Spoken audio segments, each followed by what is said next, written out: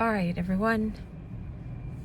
I am going to read our Evelyn Underhill. We're in the book. We just finished the chapter on the psychology of mysticism, and the book is called Mysticism, studying the nature and development of spiritual consciousness. And I am a psychologist in my day job. Right now, I am at a children's hospital. But by the time you get this, I will not be here because I have a backlog of these videos that I've recorded in different places. So I welcome you. You can join now on this chapter that we're about to start. I'll open the book and we'll see what it is. I'll show you the sun just set. Oh, I plan to set this up. For some of the time, I will set this up so that it's just facing out there on the palm trees so that you have something that's moving. But for right now, I was taking a break in my car because I just needed some time. And then it just came to mind because I always keep the book, a copy of the book in my car so that I can read this for you guys. And I just thought, what kind of break do I want? I want a break that I can give to other people. That's what makes me happy. And you know, hopefully I'm not running away from crying right now because I just went through a lot of stuff caring for someone else that I'm still going to be caring for. But I keep some things private, especially when it has to do with children. So let's see what this chapter is about, and I'll show you the chapter. I show you the beginning because she says at the beginning, so chapter 4, the characteristics of mysticism, right? And here, where she explains everything. Oh, look, I drew this picture, you guys. This was a Van Gogh. I put it on my business card, but I drew it myself. I might have my signature down there a little bit.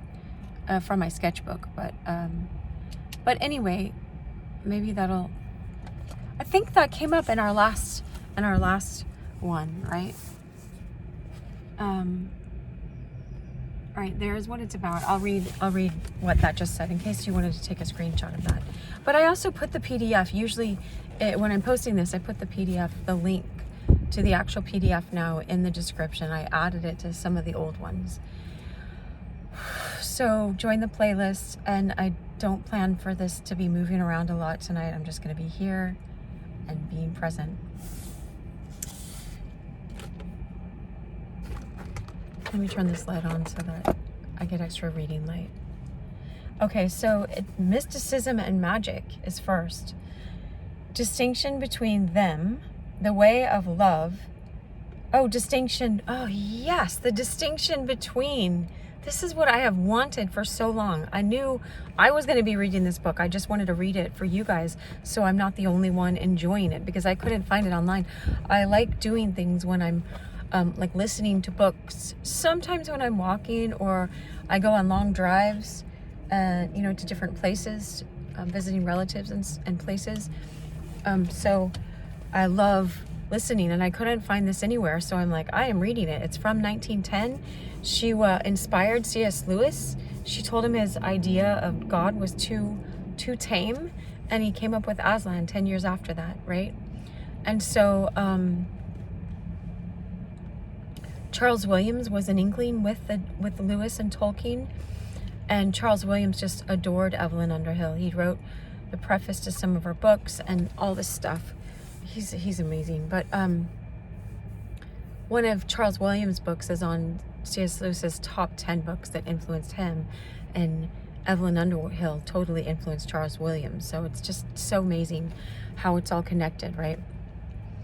So she said, mysticism and magic, the distinction between those two. I want to know the distinction between magic and mysticism, you know, because some people go onto dark paths. And, you know, I just was listening to a teaching right before this, a live teaching.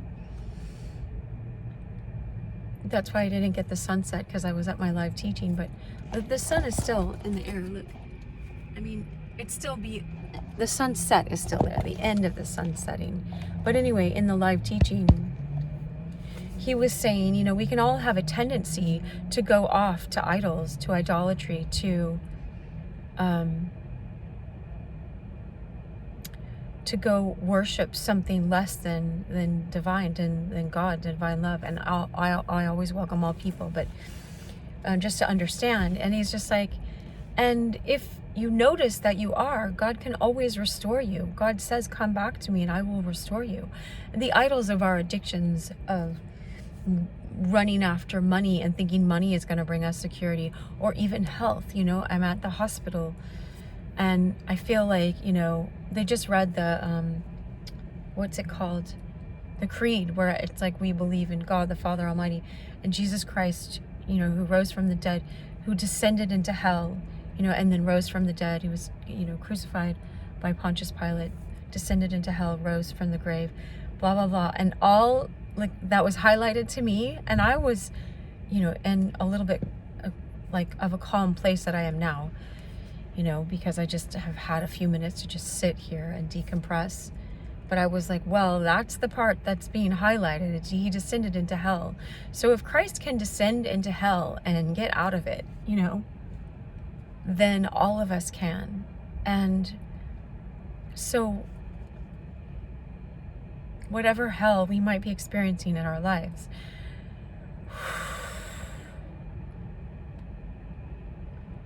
just know that, you know, ask the divine love. I think they read Psalm, it wasn't Psalm 95, I don't think. I wrote it down, but I can't quit out of this app. I almost wrote it down on my piece of paper. I was about to, and I didn't know why.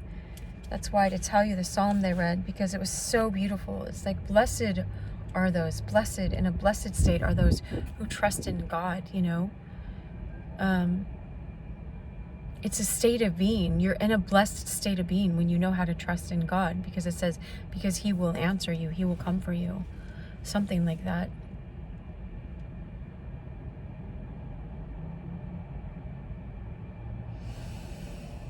But anyway, I just got off on that already for this, because you know, we can run to magic, we can run to occult things, and I'm not recommending that at all. I love it in Teresa of Avila. That's the book I brought out to my book. I was going to read this book to myself, Interior Castles. She said, you know, that you don't need to go to any occult thing, or Kabbalah or something like that. She said it like that because that was what was around in her time. She wrote that in the 1400s, I think. Who wrote 1577? Maybe it was her. Yeah. Yeah, because St. Ignatius was around in 1300s, and she was talking about what a great influence St. Ignatius is on us. But anyway, that you don't need to go to a cult. You don't need to go to magic. But we can have a tendency to want those things because we want something like money and find our security in a job. We think that that's going to give us the security we're looking for, or good health. You know, St. Ignatius has this amazing prayer. He was a mystic as well. I would call him a mystic for sure. The exercises of St. Ignatius teach you a way to be present in 3D in your mind and your imagination with the parables, with Christ in the Bible, or whatever, in your understanding, and it makes everything come to life.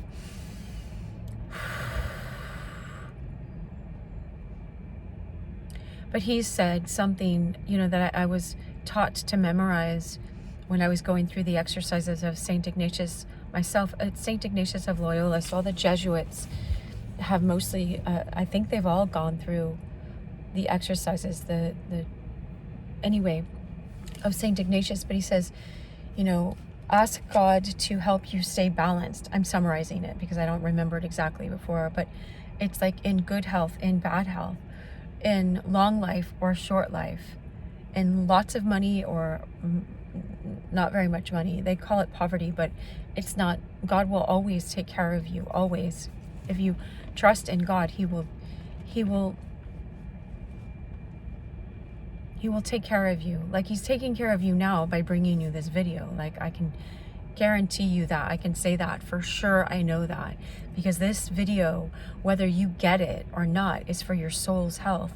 And your soul, just like your physical body, and or maybe it's your spirit wants to be fed. You know, your physical body wants to, and you need sleep and restoration and all that. Your spirit wants to be fed. Your soul is whole in a way. You know, we come from God, and we're part of us is with Christ in heaven if you follow this faith path, for sure, for certain. You know, like, I don't know how to describe that more right now, but anyway, he was saying long life, short life, for rich or for poor, basically, you know, in ill health or good health. It's kind of like our vows, actually, you know, that we stay committed to our path with Christ, you know, or, you know, that's how I'm describing it right now. But you, again, I welcome whoever is here that finds this. This is for your edification, for your growth, for your encouragement, for your knowledge, for your wisdom. All of it's for that. So don't mind if I'm not speaking about your same faith practice. So long life, short life, rich, poor, either well-known or unknown. Like, I welcome you to my YouTube channel. This is where I'm posting this right now, or wherever you find me on social media.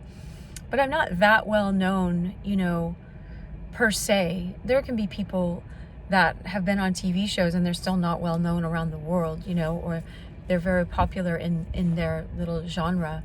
But anyway, whether you're well known or unknown, or whether you're well liked or not well liked, you know, of high honor, or people are disparaging you because they don't understand, you know, not because you're doing things of dishonorable repute, but because, you know, people, what they say, it's like, if you have this call to love, to true love, and you want to do that in your life, then your light you'll be a light. You're a light that shines in this world. And other people's, they call it their demons, the thought forms, let's say, that are low vibrational, or however, there's lots of different ways to describe this. They're agitated by your light, and so they can try to put you down and attack you and not want you to be well known, and make fun of you and ridicule you like they ridiculed Christ. People did in general. Lots of different kinds of people did, you know, and wanted him crucified because they couldn't understand, you know, what his calling was here. They saw him as a disruptor, you know. When some people wanted him to rule and be a governor or king at the time, and just keep doing miracles and giving them food and stuff, you know, food out of one fish to multiply it, or five loaves of bread and 2 fish. There's something about that. Anyway, the mystics that I read, the Christian mystics I read, talk about your 5 senses and the 2 other senses, but or they talk about there's 7. If you know what the number 7 means, there's different 7 energy centers, main ones in your body. Here, I'll just block that person. There's 7 stars in the book of Revelation, and 7 candlesticks, and 7 churches. And Mary Magdalene had 7 demons cast out of her. Anyway, all right, let's go back. All of that is this distinction. So, I mean, it's just like, blessed are you. You're in a blessed state. And St. Ignatius broke it down a little bit more, where you're in a blessed state because you're neutral. You're like, I drew this scale. I used to draw this scale. You're right here. And you're like, whether they like me or they don't like me, whether I have a long life or I don't have a long life, whether I'm in good health or ill health, whether I'm rich or I'm poor, you know, I follow my divine calling, and I'm in the hands of the great shepherd, you know.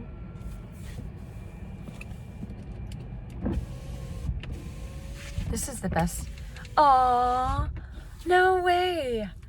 I was just going to say, this is the best place to be in all of the hospital, right? I mean, of course, in the arms of your child that you love, that's getting better with all the doctors and nurses' help, you know, and everything that's available to us here. But other than that, is being up here. I couldn't find a parking spot below. And then I was like so happy that I'd gone all the way to the top and I got to watch the sunset tonight while I was listening to that. And so, I forgot, let's not make this into like a teaching video like I'm so used to making. Let's read the book. But all these thoughts came up at the beginning. So I hope these edify you and add to your life. That's why I do this, But let's get into the book. So the distinction between mysticism and magic, the way of love and the way of knowledge, the characteristics of mysticism, difficulties of fixing them. The mystic has obtained contact with the absolute. He is a spiritual genius. We're spiritual geniuses. I didn't know I was calling myself that when I just have recognized myself as a mystic. I didn't know that before, All right, let me turn my car on so that the lights don't get burnt out, right?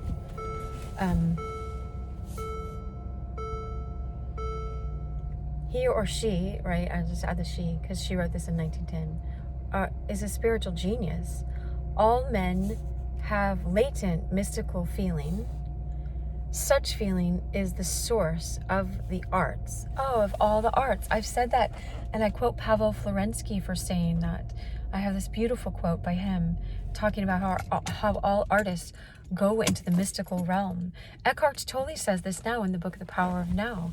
You're going into the mystical realm. He's like, I loved it. I was just reading The Power of Now. He's like, whether you know it or not, you're entering into that to get your artistic downloads. Your music, your poetry, your movies, your all these ideas, they're coming from a higher realm, So, such feeling is the source of the arts. Mystic and artist, the likeness and difference. Oh, yes. Difficulties of mystical expression. Tell me about it.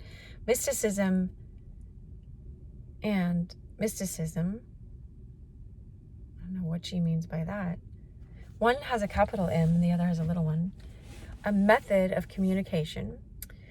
Suggestive power of symbols. 4 characteristics of the true mystic. It is 1, practical. 2, transcendental. 3, the mystic is a lover. Yes, look, always, right? And 4, his or her object is union with the absolute, with God, with the divine love. Mysticism defined. First characteristic illustrated, St. John of the Cross, Theologica Germanica. Second characteristic illuminated, Tauler, Tauler, Plontius, Plontius.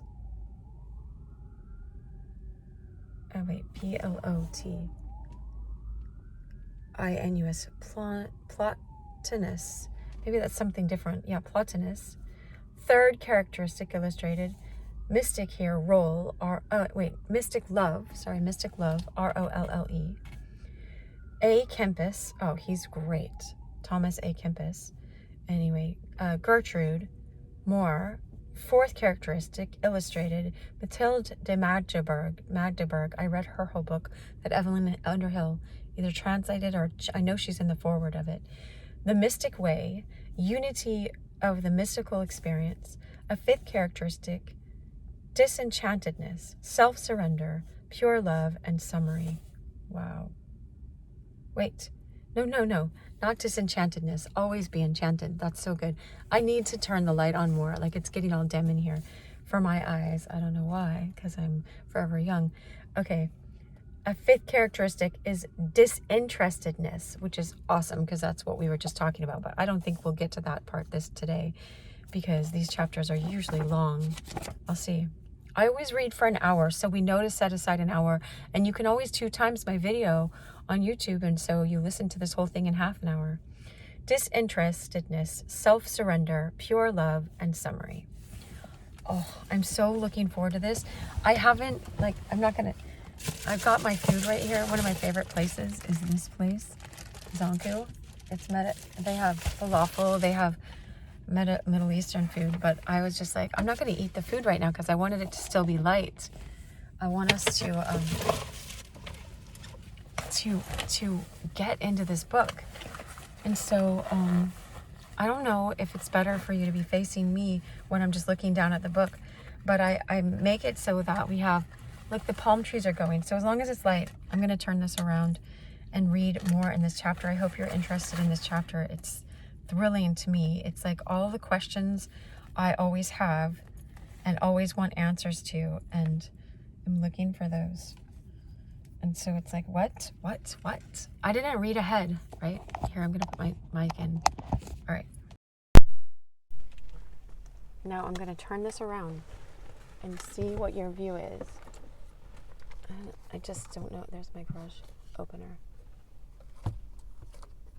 Okay.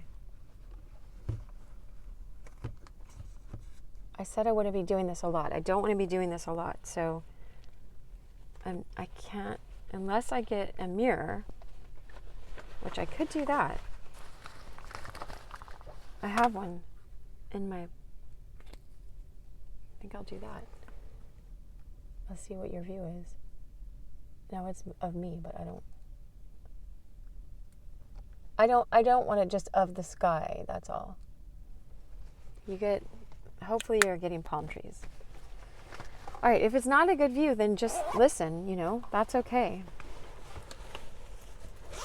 All right, let's get deeper into this chapter. Even just the beginning brought up so many ideas, right? I'm getting the flashlight out. All right, perfect. You got it. I mean, if someone wants to watch these things and tell people where we actually start more reading of the book, you're welcome to do that. Oh no, this button got pushed, so my flashlight is out, so that's fine. Oh, I didn't even turn on my car lights. Let's see, now I have a light.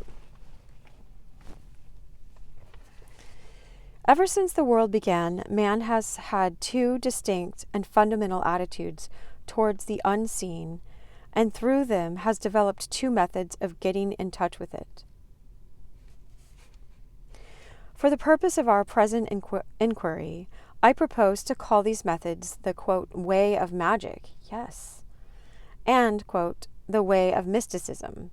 Well, I mean, even the word magic, magus in Greek, means like powerful, and so that's why she's going to tell the distinction, because mysticism is powerful. It's a powerful way to know God, a lot more powerful than being unconscious and not awake your whole life.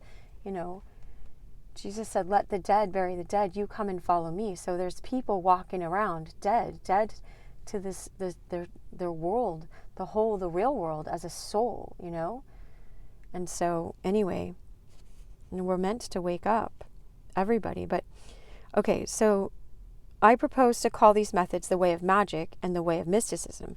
Having said so much, one must at once add that although in their extreme forms, these arts are sharply contrasted with one another, their frontiers are far from being clearly defined.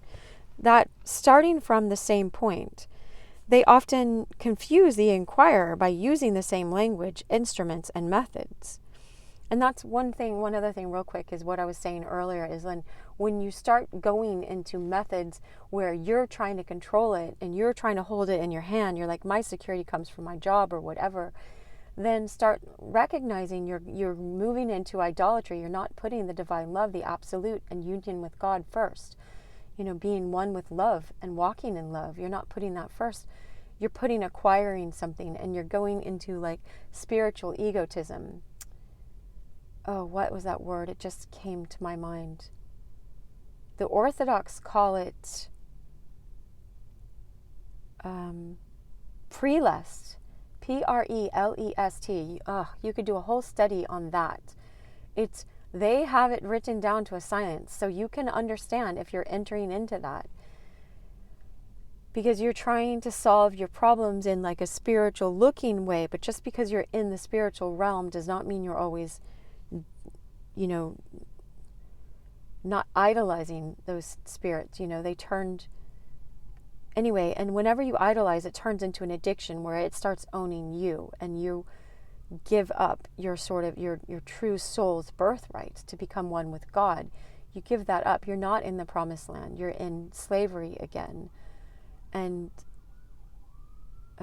here's ambulances that coming this way. We might hear a bunch of those in this. Maybe it'll come up in the chapter in some beautiful way. But hence, it is that so much,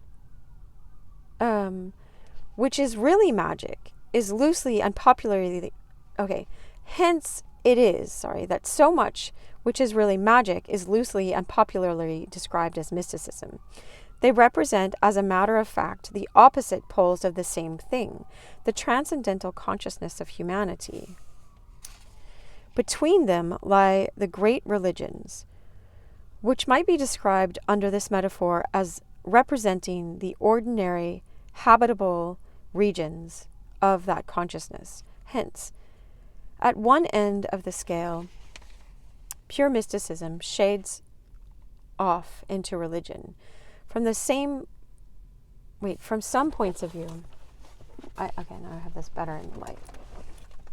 From some points of view, seems to grow out of it.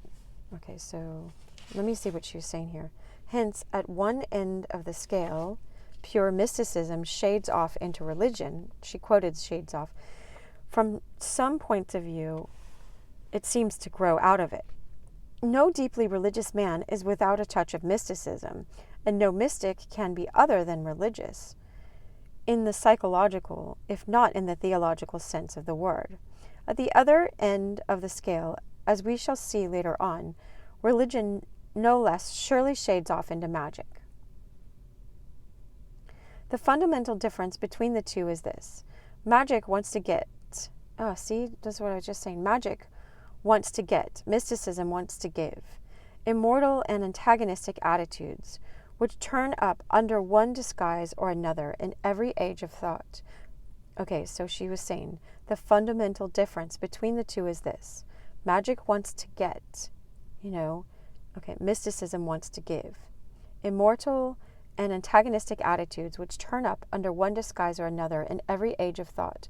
Both magic and mysticism, in their full development, bring the whole mental machinery, conscious and subconscious, to bear on their understanding. Both claim that they produce, in their initiates, powers unknown to ordinary men and women, but the center round which that machinery is grouped, and the reasons of that undertaking and the ends to which those powers are applied differ enormously. In mysticism, the will is united with the emotions in an impassioned desire to transcend the sense world in order that the self may be joined by love to the one eternal and ultimate object of love, whose existence is intuitively perceived by that which we used to call the soul, but now find it easier to refer to as, quote, as the, quote, cosmic or transcendental sense. Okay, I'm going to set up my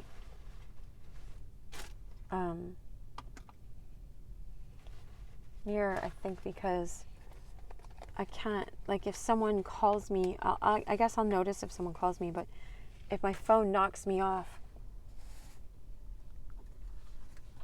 I won't know, and I don't know the time from there. So I'm going to put you guys back towards me for a little bit.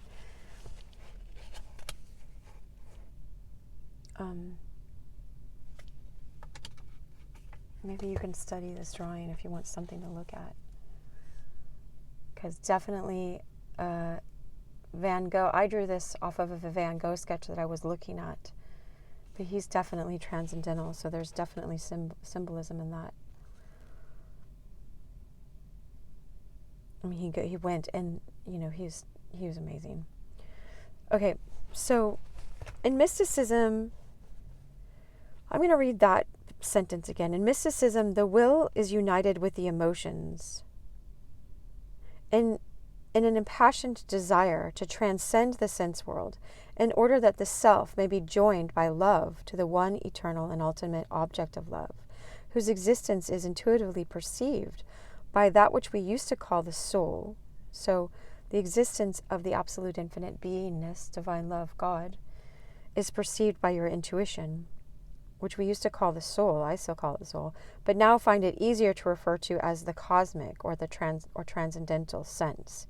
your transcendental sense. I like that she's using that, because so many people, they're just stuck in this small idea of God,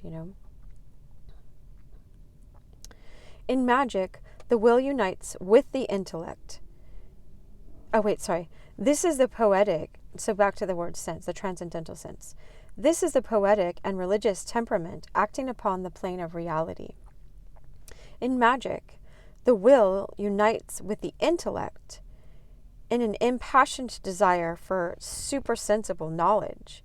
This is the intellectual, aggressive, and scientific temperament trying to extend its field of consciousness until it includes the supersensual world. This is supernatural, is beyond your senses. That's that extra sense I was talking about. Obviously, the antithesis of mysticism, though often adopting its title and style. So sometimes people that are searching for magic and they tell you this is really of God, it's not. And they use the word mysticism when it's actually not. It's trying to get something. I know the feeling of this. Let me just talk to you now that we're at a hospital. I worked in a hospital in Montreal a long, long time ago, 20 years ago, right? And it was a teaching hospital, the McGill Hospital, Montreal General Hospital. But they could teach us about people that were crazy, quote, or, manic or bipolar or multiple personalities or whatever. But when I spent 3 months in a rotation in the emergency room and I got a feel of how these people operated and how they looked normal in some ways, and then they started talking to you about how they're talking to their TV and stuff like that, then you're like, wait a second, something's really off. It's like when you meet these people, when someone describes the Sistine Chapel versus me going there and seeing that, seeing Michelangelo's, at the top. I know it's Robin Williams describes this in the movie Good Will Hunting. He's talking to Matt Damon, and he's saying this. He's like, have you been to the Sistine Chapel or something like that? My friend Elliott Smith had 5 songs in that movie, so that movie is very endearing to me. Plus, Robin Williams was a psychologist, and I love that, because he was so creative in that. I loved it. Anyway, it's not your fault. But it's like seeing that, being there. Someone, they do describe this a lot as someone describing you what a banana tastes like is different than you tasting it, or strawberry jam, jelly that you put on toast, right? All right, so is this. Like if you've gone off on bad roads because you wanted to follow God, but then you got scared and you started grabbing on to something else, then you'll start noticing the difference. Thank God we do start noticing the difference sooner and sooner about, let me see if more light comes in through, no. About when you're chasing after something from your own egotism, your spiritual egotism, like going to psychics and stuff like that, because you want the answers. And then you notice how you start losing your own will. You can start notice if it looks like an addiction, if you've had any addictions before, you notice it gives you a high at first, and then your resources start going to it, and you start losing your own will and your own autonomy. That's what he was just talking about in the lesson that I was learning before this too, but I know this from my own self.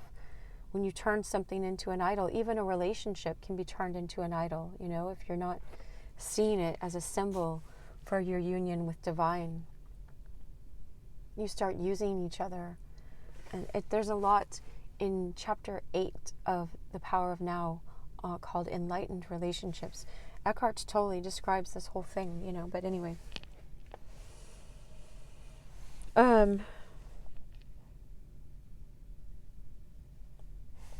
This is the poetic and religious temperament acting upon the plane of reality. In magic, the will unites with the intellect in an impassioned desire for supersensible knowledge. This is the intellectual, aggressive, and scientific temperament trying to extend its field of consciousness until it includes the supersensual world, obviously the antithesis of mysticism, though often adopting its title and style. It will be our business later on to consider in more detail the characteristics and significance of magic. Now it is enough to say that we may class broadly as magical all forms of self-seeking transcendentalism. Wow. Wow, let that sink in. I hope you're getting what I'm getting or more.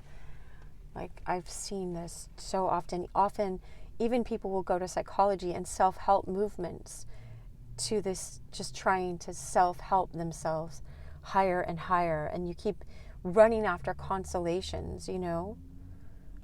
St. Ignatius talks about this a lot in the exercises of St. Ignatius. If you get to go through the exercises, you know, or read about them. Father Timothy Gallagher writes a lot about what's being taught in those and what he's learned over the years of continuing to meditate. I do a meditation that I've learned from those exercises every day. But anyway, it will be our business later on. Yes, we said that. Okay. Now it is enough to say that we may class broadly as magical all forms of self-seeking transcendentalism. It matters little whether the apparatus which they use may be incantations of the old magicians, the congregational prayer for rain of Orthodox churchmen, or the consciously self-hypnotizing devices of, quote, New Thought. I don't know what New Thought is back then. It was a philosophy going around 1910 and 11 when she wrote this. Whether the end proposed be the evocation of an angel, the power of transcending circumstance, or the healing of disease, the object of the thing is always the same, the deliberate exaltation of the will, till it transcends its usual limitations and obtains for the self or the group, right, of selves, the group of selves, something which it or they did not previously possess. It is an individualistic and acquisitive science, like acquisitive, you're trying to acquisitive science, in all its forms, an activity of the intellect, seeking reality for its own purposes, reality with a capital R, or for those of humanity at large. Wow. Even if you think you're doing it for humanity at large, if you're self-seeking, like she'll describe it. I'm so glad we're in this. This book, what she's done, all the research that she's done is going to help protect us, right? It's going to help guide us on our way. We're meant to seek wisdom like you're seeking for gold. Seek true wisdom, not the wisdom that magic pretends that it's going to give you and maybe does give you at first, but at what cost, you know? When, you know, you start getting into magic and get highs from doing magic stuff or whatever, and then it starts asking you for the blood of this or the blood of that. I haven't gotten into that, so thank God. You know, I was stopped before any of that kinds of stuff. But I'm just saying, I know people, or I've heard of people that do that. It's like, once you're that deep in, you know, like, I won't say certain members of certain groups where they get in at the beginning. It's like, oh, we're going to give you all this fame or fortune or whatever. And then they start getting in and they do this and they do this and they do all sorts of, oh, great. Now people can take screenshots. I'm not trying to give you an example of that. We can always refer back to, I was not doing that because I'm in any part of a club. But they do that to show, to be silent and to not tell, and that they're in this vow of silence that they can't tell, you know. And so at first it seems all fun and games, let's say, but then, you know, they start like giving up stuff. It gets really creepy, and you're not your own person anymore. You keep your autonomy always when you're following God, you know, always. That's the distinction. It is for freedom that Christ has set you free, so be free indeed. It's not a pretend free. It's like he's born in a stable and he gives you way, way more than magic, you know, eternal life in your soul and in blessedness now, because you're following God and you're trusting God instead of your own powers that you're trying to conjure up. You know, you become a slave because you're not God. We're made out of the God. I have a video that says you are gods in disguise, but I meant like Christ is working through you in this life, not I am God, like the enemy of our souls, like Satan says I am God, you know. We're not gods like that. Anyway, but we're made out of the consciousness of God. And so some people say it's like a drop of ocean back in the ocean. You know, you feel like you are God because you're one with God. But so you would say, I am God, but you're not God, the creator yourself. You are not. You're made out of God. You know, it's both in a way, but it's not the way that the devil wanted it to be. But little did he know. He probably just didn't know. Like C.S. Lewis talks about the deeper magic, the true magic before all time. Like he talks about it. You can read it in The Lion, the Witch, and the Wardrobe. Anyway. Wow, I'm so excited.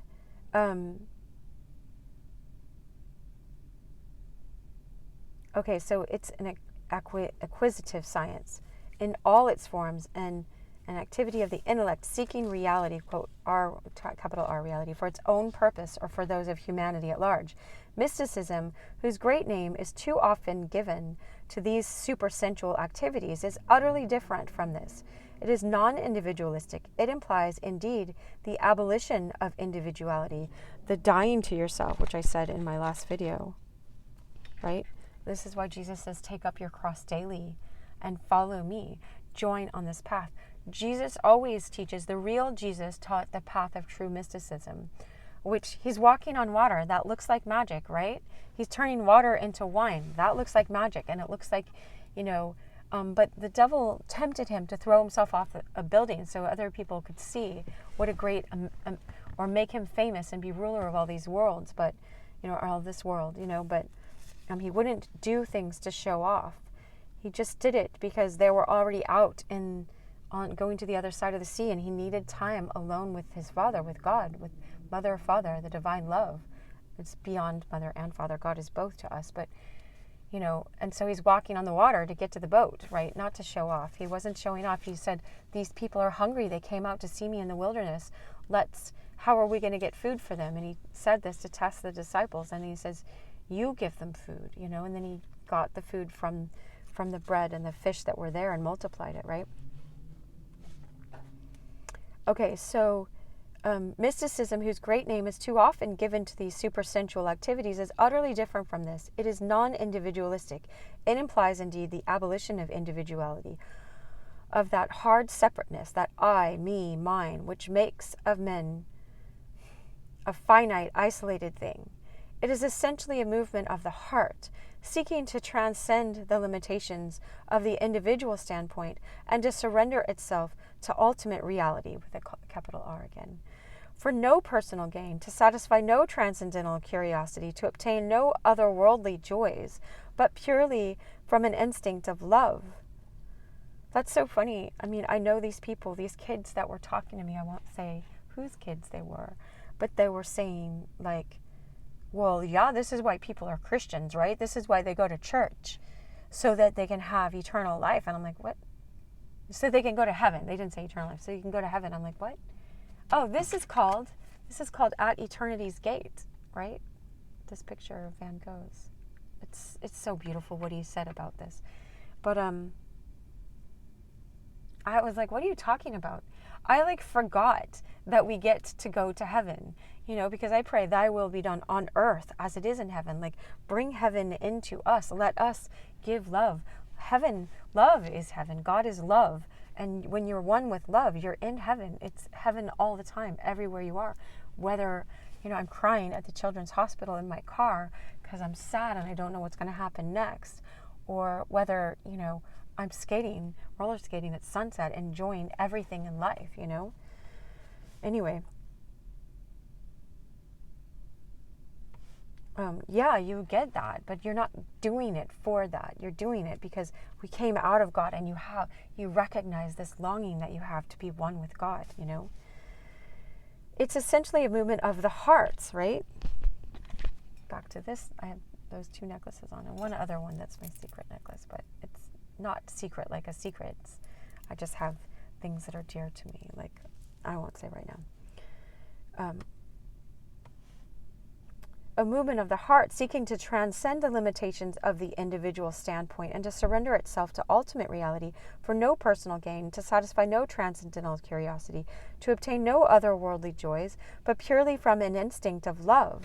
But the word heart, of course, by the word heart, of course, we here mean not merely the seat of the affections, the organ of tender emotion, and the like, but rather the inmost sanctuary of personal being, the synthesis of its love and will, the very source of its energy and life. The mystic is, quote, in love with the absolute, end quote, not in any idle or sentimental manner, but in that deep and vital sense which presses forward at all costs and through all dangers towards union with the object, beloved. Hence, where the practice of magic, like the practice of science, does not necessarily entail any passionate emotion, though of course it does and must entail interest of some kind, mysticism, like art, cannot exist without it. We must feel, and feel acutely, before we want to act on this hard and heroic scale. Oh, it's so sweet that she's calling it heroic, because I was just like, I can't go anywhere else but this calling, and you face so many, you die every day, you do die every day on this path. You face all kinds of deaths, and it does become heroic, but you didn't know you'd be a hero at the beginning. It's kind of like Frodo Baggins. I listened to the Lord of the Rings Audible unabridged all the time with Rob Inglis, the reader. I love it. But anyway, oh wait, this light went out. I'm going to turn on this. And it's like Frodo doesn't know he's going to be a hero at the beginning. Neither do his friends Pippin or Merry, or Samwise Gamgee. That stuff at the end of the book is so good. It's so good. When Frodo starts telling Sam about how there's going to be stories about him, he's like, I'm just a gardener. He still doesn't see it, even at the end when he's done so much. The mystic is in love with the absolute, not in any idle or sentimental manner. Okay, we said that. Hence, where the practice of magic, like the practice of science, okay, blah, blah, blah, we said that. Okay, and must entail interest of some kind. Mysticism, like art, cannot exist without it. We must feel, and feel acutely, before we want to act on this hard and heroic scale. We at once see that these two activities correspond to the two eternal passions of the self, the desire of love and the desire of knowledge, severally representing the hunger of the heart and intellect for ultimate truth. Representing the hunger of the heart and the intellect for ultimate truth. I can tell you how hungry I am right now and how much I love this food that's waiting. See how it feels? You can see. Whoops, I didn't mean the bag to go on the mic. Like, that's the passion for this love and this knowledge, and to get it to you guys too, is that I'm just smelling all of the food, the garlic and everything in here, and I'm like, oh, and still like, nope, I want to do this before it got super dark so you could see the palm trees and see some of the surrounding, and I wouldn't have to just depend on these lights.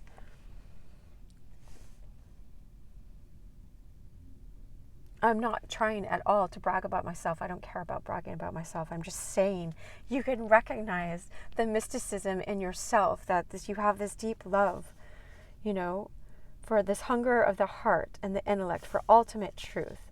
The third attitude towards the super-sensual world, that of transcendental philosophy, hardly comes within the scope of the present inquiry, since it is purely academic, where both magic and mysticism are practical, and in their methods strictly empirical.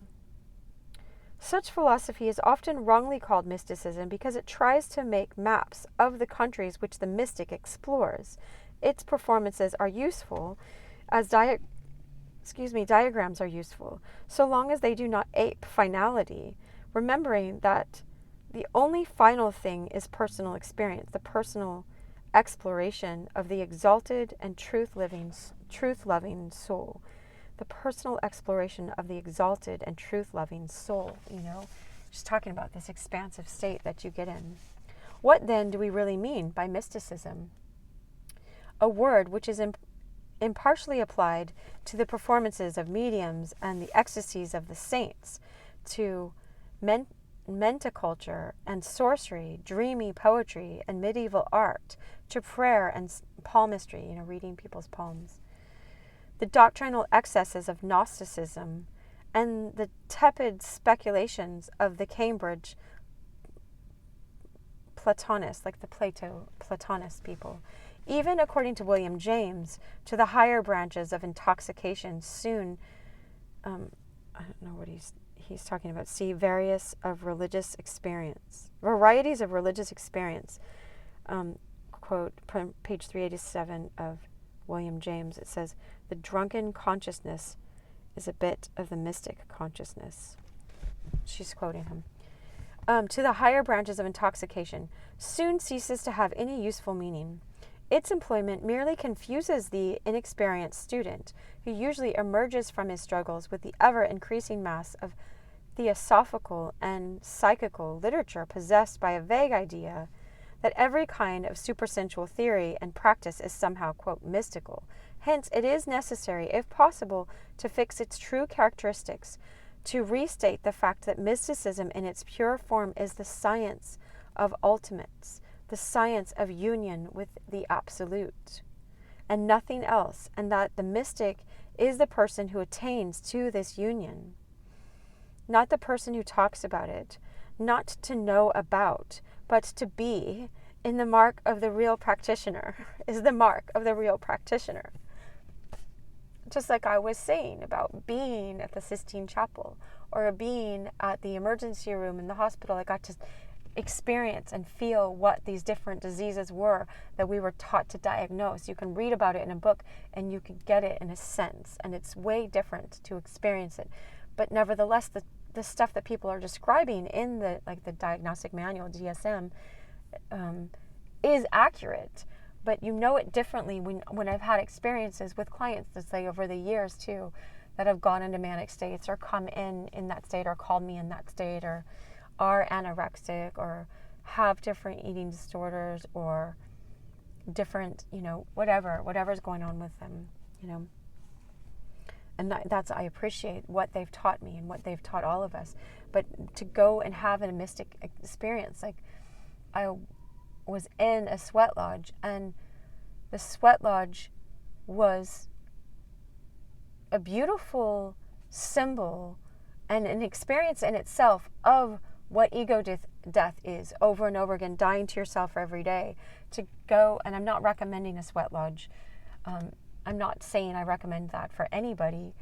I just know where I was called, and I thought I was going to die in it. But you feel like that often, all the time on the spiritual path, like you're going to die. So I don't recommend someone jumping out of an airplane just to have that experience. But if they've already had it because they were trained in military and they had to do that, then they have that knowing. They have that experience of jumping out of an airplane and landing with a parachute. You know what I mean? It's like, anyway, so I've had mystical experiences, and not all of them, hardly all of them at all. Like, I don't even know if it's the majority of them I sought out myself. I was just been given them, or my path led me to them, and I had to pray very hard to know, am I meant to step forward on this? And sometimes I thought I was, and I ought not to have, Anyway, the difficulty lies in determining the point at which supersensual experiences ceases to be merely a practical and interesting extension of sensual experience, and enlarging, so to speak, of the boundaries of existence, and passes over into that boundless life where the subject and object, desirous and desired, are one. No sharp line, but rather an infinite series of gradations separate the two states. Hence we must look carefully at all the pilgrims on the road, discover, if we can, the motive of their travels, the maps which they use, the luggage which they take, and the end which they attain.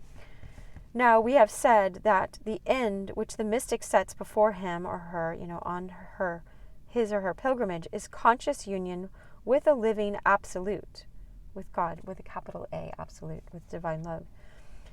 That divine dark, the abyss of the Godhead, of which he sometimes speaks as the goal of his quest, is just this absolute, the uncreated light in which the universe is bathed, in which, transcending, as it does, all human powers of expression, he can only describe to us as dark. So she's kind of talking like the cloud of unknowing. You go into this unknowing. You go above the clouds into this unknowing, where you're unknowing everything and you're just being present with divine love. And it feels like darkness, because it feels like, someone said it this way the other day. I loved it. I was watching this video. She said it's like running across a highway, and God is leading us, but you're blindfolded and you're running across a moving highway. That's oftentimes what the spiritual life will feel like, and it doesn't mean go do something like that just so you can get some spiritual high afterwards. It means, when I'm here at Children's Hospital facing, God knows what I'm facing, and my close friends do. Like I said, descent into hell and back, it feels like you're facing all kinds of hell you'd never wish upon anybody else, not even your worst enemies. But you're trusting at the same time. This is why there's always this paradox in true spiritual path, is you're trusting that the Lord is our shepherd, therefore I lack nothing. I watched my grandma before she died. I was like, please don't die. I don't want you to die. I was much younger, and well, it was about 20 years ago, so I wasn't super young, but anyway, and she would always quote to me, the Lord is my shepherd, therefore I lack nothing. We lack nothing. And yet she still had to go. You know what I mean? I didn't get to keep her here on this earth. And so we don't always get what we think we want. We're walking through, I don't know what it's like to be in life without my grandmother. I've had her my whole life. I had her. Now she's in the eternal realm, in part of this oneness. I won't go into that more, but okay, it's just this absolute, the uncreated light in which the universe is bathed, in which, transcending, as it does, all human powers of expression, he can only describe to us as dark. But there must be contact, quote, an intelligible where, end quote, between every individual self and this supreme self, this all. In the mystic, this union is conscious, personal, and complete, more or less according to his measure.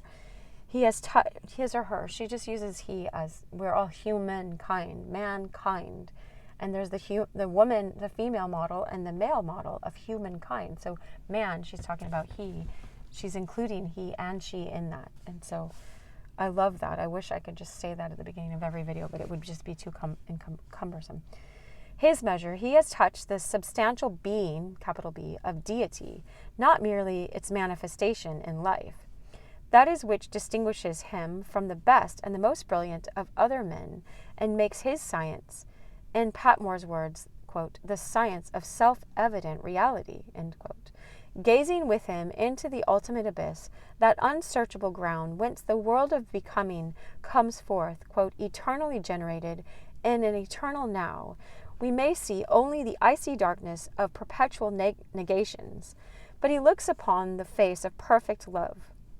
Just as genius in any of the arts is, humanly speaking, the final term of a power of which each individual possesses the rudiments, so mysticism may be looked upon as the final term, the active expression of a power latent in the whole race, the power, that is to say, of so perceiving transcendent reality. Few people pass through life without knowing what it is to be at least touched by this mystical feeling. Like when you see the double rainbow,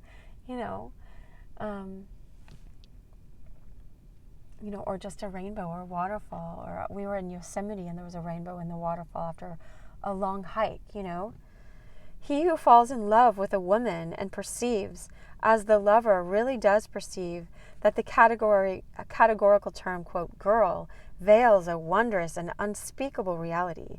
He who, falling in love with nature, sees the light that never was on sea or land, a vaguely pretty phrase to those who have not seen it, but a scientific statement to the rest. He who falls in love with the invisible things, or as we say, undergoes conversion, all these have truly known for an instant something of the secret of the world.